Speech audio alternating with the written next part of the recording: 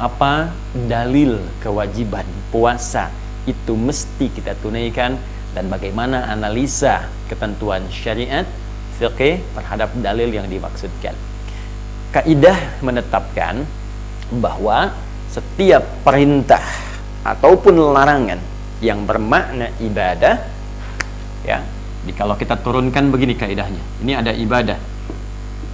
Ini kaidah dasarnya dulu ya, supaya kita memahami tentang hakikat kehidupan kita di dunia ini.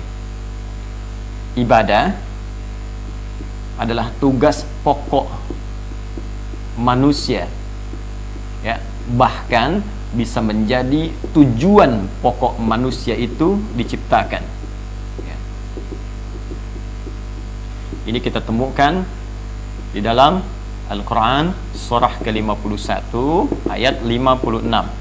Allah berfirman, "Wa ma khalaqtul jinna wal insa illa liya'budun." Tidaklah aku ciptakan jin dan manusia kecuali tujuan pokok dia diciptakan itu adalah untuk beribadah kepada Allah Subhanahu wa ta'ala.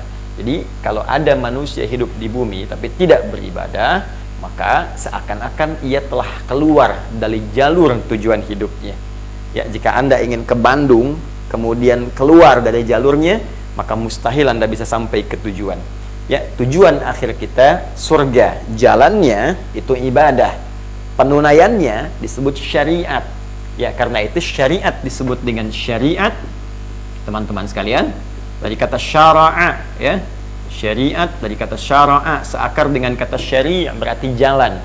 Jalannya yaitu ibadah, tujuannya surga. Jadi kalau ingin ke surga, maka yang kita kerjakan itu ya ibadah. Orang yang keluar dari jalur ibadah, maka mustahil dia bisa ke surga.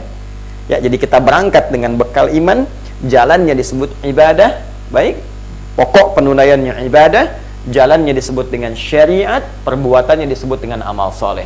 Karena itu iman, saya sering katakan, selalu bersanding dengan amal soleh. Iman bersanding dengan amal soleh. Ini jalannya.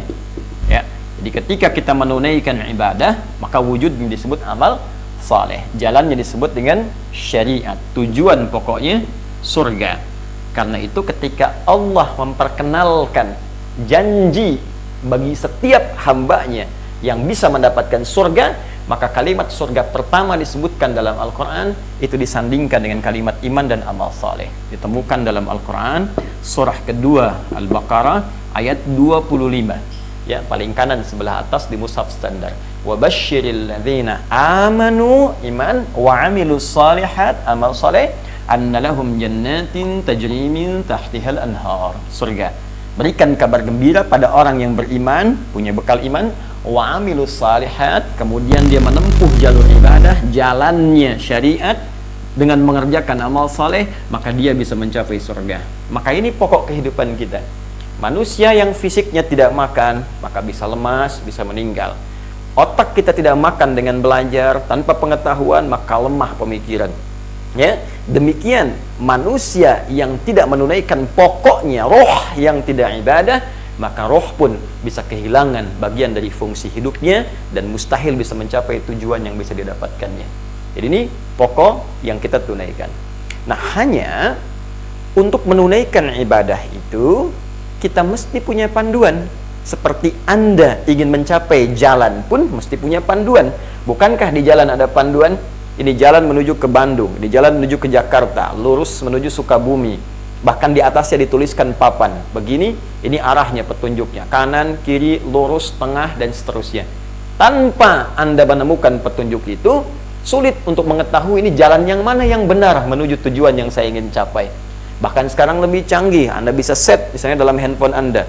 Anda bisa bertanya di situ, ada map dan seterusnya. Tanyakan kepada map, dia muncul seketika. Ini yang Anda tuju.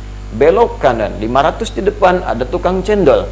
300 meter ke depan ada lubang di situ. Semua lengkap. Demikian ujungnya, jika dalam dunia saja Anda membutuhkan petunjuk, maka apalagi ketika Anda bisa mengharapkan surga. Petunjuk inilah yang disebut dengan dalil namanya. Ya, karena itu ad-dalil dalam bahasa Arab, dalil itu pun diartikan dengan petunjuk. Ya, petunjuk. dalilul amal, dalil ya, petunjuk pekerjaan. Tuh. Ya, dalilul amal fil maktab, petunjuk pekerjaan di kantor ini. Dalil itu petunjuk.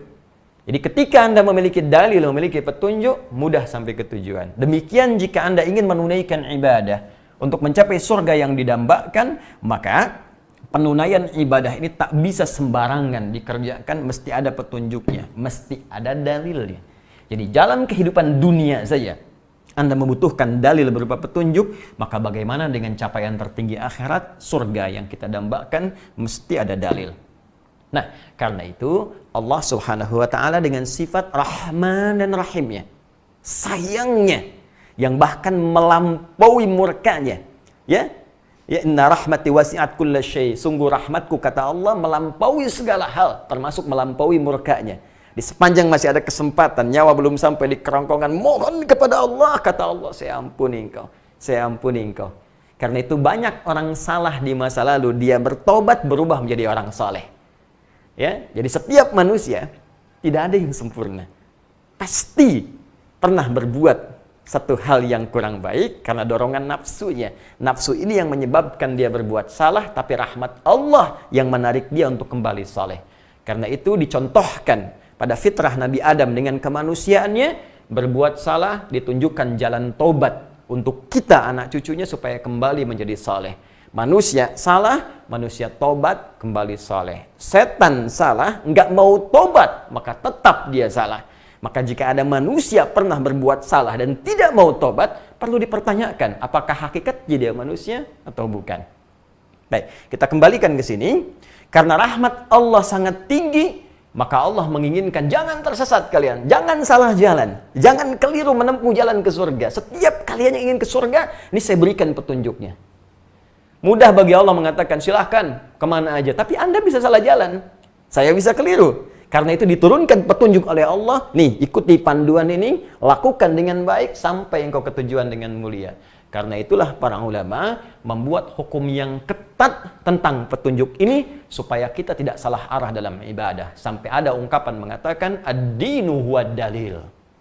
Ad-dinu huwad dalil. Ad-din, semua ketentuan agama itu dalil, harus berdasarkan dalil, petunjuk supaya tidak salah dalam pengerjaannya. Nah, petunjuk yang paling utama tentunya langsung bersumber dari Allah Subhanahu wa taala dan bersumber dari Rasul yang diutus oleh Allah langsung untuk menyampaikan petunjuk itu. Yang bersumber dari Allah langsung, firman-Nya disebut Al-Qur'an. Ya, lalu disampaikan kepada Rasulullah, Rasul yang paling mulia Muhammad sallallahu alaihi wasallam. Al-Qur'an ini dijelaskan kandungannya lewat semua hal yang bersumber dari beliau. Baik perkataannya, baik tindakannya, baik ketetapannya, baik perilakunya, sifatnya, dan sikapnya. Disebut dengan al-hadis yang harus kita ikuti ketika menjadi pedoman kehidupan, jalan hidup yang kita tempuh, maka ini nanti disebut dengan as-sunnah. Maka di sini muncul ya istilah Al-Quran dan Al-Hadis. Al-Quran dan As-Sunnah. Dulu anak-anak kecil dari SD diajarkan pedoman ini supaya tidak salah arah ketika dia balik dewasa. Maka ada pelajaran Al-Quran Hadis. Al-Quran Hadis. Sekarang cek anak SD sekarang apakah punya pelajaran ini lagi atau tidak. Orang tua kita sudah berpikir dari dulu, jangan sampai anak ini dewasanya punya persoalan. Karena itu anak-anak yang dididik sejak dulu di era-era masa lalu, Allahu Akbar, saya katakan demi Allah, dia akan punya pegangan minimal jadi baik dari masa depannya. Jadi kalau Anda kehilangan materi ini dari kekinian, bisa dilihat akibatnya dalam kehidupan karena akan berdampak pada aktivitas bumi yang kita pijak pada saat ini. Jadi ini Al-Quran, Al-Hadis, Al-Quran, As-Sunnah. Mengikuti ini langsung disebutkan oleh Allah dalam Al-Quran, surah ketiga Ali Imran, ayat ke-31. Qul in kuntum tuhibbunallaha fattabi'uni. Katakan Muhammad SAW, jika kalian mencintai Allah, maka ikuti semua apa yang dituntun oleh Nabi, maka engkau bisa jadi teladan, karena Nabi pun sifatnya adalah teladan. Demikian ditegaskan di Quran surah ke-33 ayat 21. Laqad kana lakum fi Rasulillahi uswatun hasanah. Dan mengambil ini baik dari Al-Quran ataupun hadis Nabi SAW tak bisa sembarangan. Karena kita tidak bisa sampai langsung kepada Nabi, jarak kita sudah 15 abad. Nabi sudah wafat, fisiknya tidak ada di bumi sekarang, namun petunjuknya kekal abadi sampai dengan kita berpulang. Ya, karena kita tak bisa langsung mengambil pelajaran dari Nabi, maka kita mesti punya jalur yang tersambung kepada Nabi sallallahu alaihi wasallam. Jalur ini yang disebut dengan sanad, sampai Imam Muslim mengatakan babul isnad minad din. Bab belajar ilmu tersambung dengan sanad, bagian yang penting dari ad-din. Sanad apa yang dimaksudkan? Itu yang disebutkan Nabi dalam hadis riwayat Ibnu Majah, nomor hadis 233. Kalau buku Anda beda dengan saya kitabnya, maka cari yang riwayatnya sahabat Abu Darda radhiyallahu taala anhu, ya. Beliau menyampaikan anin Nabi sallallahu alaihi wasallam, "Man salaka tariqan yaltamisu fihi ilma sahhalallahu lahu tariqan ilal jannah," sampai ke kalimat wa innal ulama'a warathatul anbiya. Dan sungguh para ulama itulah pewarisnya Nabi sallallahu alaihi wasallam. Itulah pewarisnya para nabi. Maka ulama mewariskan petunjuk-petunjuk Nabi. Wa innal anbiya lam yurithu dirhaman wala dinara. Dan sungguh para nabi itu tidak mewariskan dinar dan dirham, bukan harta dunia, walakinnahum warathul ilma. Tapi mereka mewariskan pengetahuan sebagai pedoman kehidupan. Jadi ambil Al-Quran, ambil hadis melalui keterangan para ulama. Nggak bisa kita jadi mufti sekaligus. Bukan baru baca terjemahan langsung memberikan fatwa, bukan baru baca terjemahan langsung paham. Tidak, mesti ada alim, mesti ada ulama yang memang spesial di bidangnya mempelajari dua sumber ulama ini, dua sumber utama ini. Maka ini ambil dari ulama. Nah, apa kaitan dengan Ramadan? Sekarang karena kita akan menunaikan ibadah ini dalam hitungan hari ke depan, ini ibadah yang sangat istimewa, ibadah yang luar biasa, punya keutamaan yang tidak sama dengan hari-hari biasanya, maka mesti kita menunaikan ibadah ini dengan sempurna sesuai dengan petunjuk Allah dan Rasulnya semampu kita.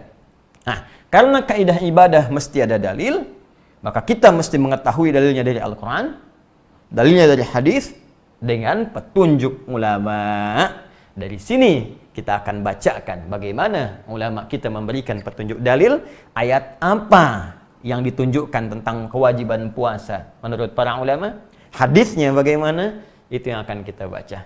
Dimohon izin saya terangkan dulu, saya mudah mengambil dari Al-Quran surah sekian, ayat sekian, dalilnya, hukumnya wajib, selesai. Tapi, ya, epistemologi adalah bagian yang sangat penting. Jadi nanti kerangka berpikir itu ada ontologi, ada epistemologi, ada aksiologi. Dasarnya pokoknya ontologinya apa? Epistemologinya, kerangka berpikirnya apa, sehingga mengetahui dengan jernih, oh ini maksudnya kita mengerjakan ini. Setelah paham maksudnya, baru aksinya, actionnya, aksiologinya. Ya, bagaimana menunaikan itu dengan sempurna. Nah sekarang, ya, sementara orang kekinian ada yang mengerjakan ibadahnya, tapi nggak tahu dasarnya. Dampaknya apa? Satu, mungkin tidak khusyuk dalam ibadahnya. Ya, yang kedua juga tidak sempurna penunaian, kehilangan semangat, motivasi, kadang malas-malasan karena nggak paham tujuannya apa, sehingga tidak hadir motivasi di dalamnya. Baik, sekarang kita bacakan apa dalil yang menjadikan dasar ibadah puasa itu mesti kita tunaikan. Kita sekarang bacakan. Ya, Bismillahirrahmanirrahim. Bab wujubi shaumi Ramadan, bab tentang dasar kewajiban puasa Ramadan. Nah, ini Al-Imam Al-Bukhari sudah memberikan isyarat dan memberikan bocoran bab dasar kewajiban. Nah, ini menunjukkan puasa yang akan ditunaikan di bulan Ramadan tidak sama dengan puasa-puasa yang selainnya. Mungkin boleh jadi ia punya hukum yang berbeda. Puasa Senin, puasa Kamis, Ayyamil Bid, ya, puasa Daud misalnya. Itu berbeda. Yang ini kata Al-Imam Al-Bukhari hukumnya wajib. Baik, hukumnya apa? Wajib. Bab tentang dasar kewajiban. Baik. Dari mana dasar kewajiban didapatkan? Wa qaulullahi ta'ala, ya, dan adapun firman Allah Subhanahu wa taala berikut adalah dasar kewajiban yang dimaksudkan. Apa firman-Nya? Beliau menyampaikan Al-Qur'an surah Al-Baqarah ayat 183, ya, paling kiri sebelah atas di mushaf standar. A'udzubillahi minasyaitonirrajim. Ya ayyuhalladzina amanu kutiba alaikumussyam kama kutiba 'alal ladzina min qablikum la'allakum tattaqun. Baik, ini dasar yang pertama. Saya yakin teman-teman insyaallah sebagian besar sudah hafal ayat ini. Nah, sekarang kita akan kaji apa maksud spesifik di ayat ini sesuai dengan keterangan Al-Quran Al-Karim dan petunjuk syariat yang bisa kita lacak. Baik. Pertama, dalil tentang puasa Ramadan. Bismillah. Kita turunkan. Ditemukan di Al-Quran surah kedua Al-Baqarah ayat 183. Isyaratnya menunjukkan makna wajib. Kalau sudah disebutkan dalil, berarti petunjuk ini menjadi hukum. Kalau kita turunkan begini, menjadi hukum. Ya. Jadi kalau nanti ada yang bertanya, apa hukumnya puasa Ramadan itu? Maka Anda bisa jawab, hukumnya wajib. Tahu dari mana kewajiban ini? Kembalikan dasarnya dalam Al-Quran surah kedua Al-Baqarah ayat 183. Paham? Baik. Yuk, sekarang kita bacakan. Ayat ini dibuka dengan kalimat yang sangat indah. Ya ayyuhalladzina amanu. Ladzina amanu. Ya. Ya, ini bisa di sini saya masukkan ini saja. Ya, kan? Ayyuha alladzina amanu. Baik, fokus. Teman-teman sekalian. Ya ayyuhalladzina amanu. Duhai seluruh orang-orang yang telah beriman tanpa kecuali. Saya teruskan dulu. Kutiba alaikumus siyam. Kutiba alaikum. Ini dasar kewajibannya. As-siyam. Sekali lagi baca yang benar, as-siyam bukan as-siyab. Kutiba alaikum as-siyam. Ya.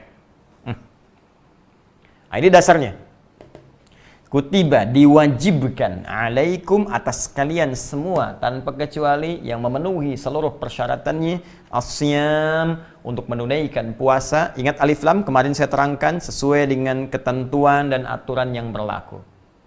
Nah, ini perintahnya. Di sini dasar kewajibannya, dasarnya. Ya. Jadi kalau Anda ditanya, apa dasar kewajiban di ayat Al-Baqarah 183 itu? Mana kalimat yang menunjukkan puasa itu wajib? Ini jawabannya. Kutiba alaikumus siyam. Tapi sebelum sampai ke sini, saya ingin uraikan dulu yang ini. Fokus baik-baik. Ini kalimat indah sekali. Ya ayyuhalladzina amanu. Duhai seluruh pemilik iman tanpa kecuali. Fokusnya, saya terangkan sebentar. Ya, saya uraikan dulu. Disebutkan 361 kali dalam Al-Quran. Ayyuha disebutkan 150 kali dalam Al-Quran. Alladzina disebutkan 1080 kali dalam Al-Quran. Amanu disebutkan 258 kali dalam Al-Quran. Saya telah uraikan di buku saya ini, ya, dibahas secara detail di sana. Ini telah saya cek juga, ya, termasuk saya merujuk kepada Mu'jam, kepada Qamus Al-Fadhil Quran, juga mengecek di kalimat-kalimat Quran. Fokus ini. Apa yang penting dari yang saya uraikan ini? Perhatikan baik-baik. Ya, ini disebut harfun nida, huruf panggilan. Ya. Untuk memanggil. Tapi ingat, di dalam bahasa Arab itu setidaknya ada 14 huruf yang bisa digunakan untuk memanggil. Ada a, ada aya, ada wa, ada ya, dan seterusnya. Ada 14 huruf. Kalau Anda belajar ilmu nahwu, Anda akan temukan uraian ini. Ya. Tapi menariknya dalam Al-Qur'an dari 14 ini yang digunakan hanya ya. Saya sampai meneliti 5 tahun kurang lebih. Bolak-balik, dilihat 1, 2, 3, ya saja. Ternyata huruf ya ini dalam gramatikal bahasa Arab itu huruf panggilan yang paling komprehensif, huruf panggilan yang paling fleksibel, huruf panggilan yang paling sempurna. Kenapa? A hanya memanggil dekat saja, nidaul qarib. Aya memanggil jauh saja. Wa memanggil untuk minta tolong. Ya mencakup semuanya. Nidaul qarib, nidaul mutawassit, nidaul ba'id. Paham? Tidak. Nidaul qarib memanggil yang dekat. Tuh. Nidaul mutawassit memanggil yang jarak menengah. Nidaul ba'id memanggil orang yang jauh jaraknya, jarak jauh. Ya. Ada orang dekat depan saya, ya. Namanya misalnya Ahmad. Saya panggil ya Sayyid Ahmad. Hei Tuan Ahmad. Yang menengah misalnya Al-Hasan. Ya, ya Sayyid Al-Hasan. Hei Tuan Hasan. Yang jauh Al-Husain misalnya, ya Sayyid Al-Husain. Hei Tuan Husain misalnya. Jauh, dekat, menengah, jauh. Kita bisa panggil dengan satu huruf saja. Baik. Jika Anda ingin menguatkan panggilan ini, ya, dan menerangkan secara umum yang dipanggilnya, maka sebutkan munadanya. Munada itu yang diserunya, baik ya. Apa kalimatnya? Ditambahkan dulu dengan ayu di sini, lalu diberikan ha tanbih. Ayyuha. Jika disatukan, perhatikan baik-baik, ayyuha ini menunjukkan makna taukid yang menguatkan, haknya tanbih. Jadi ini, kalimat ini seakan-akan memberikan kepada kita gambaran tentang penguat panggilan ini. Ini menunjukkan sesuatu yang sangat penting. Saking pentingnya panggilan ini, ya kalau kita ingin artikan, hei, ya ayyuha, hei, kalian semua. Saya ingatkan ya, saya kuatkan dengan panggilan ini. Makanya dalam bahasa Arab tidak dimulai memanggil kalau menggunakan ya ayyuha kecuali menunjukkan informasi panggilan yang akan disampaikan begitu penting luar biasa. Siapa yang dipanggil ini? Alladzina amanu, semua orang yang punya iman tanpa kecuali. Saya sampaikan kepada Anda di pertemuan yang lalu, alladzina, ingat ismun mausulun yadullu 'alal jam'il jam'iyah. Ya, huruf sambung konjungsi. Ya, yang menyambungkan kepada objek atau sebagian dari subjek tanpa kecuali, mencakup semua, lelaki kah, perempuan kah, tua, muda, melampaui status sosial keduniaan, kaya kah, cukup kah, semua. Seakan Allah ingin mengatakan begini, hei, semua orang yang beriman tanpa kecuali.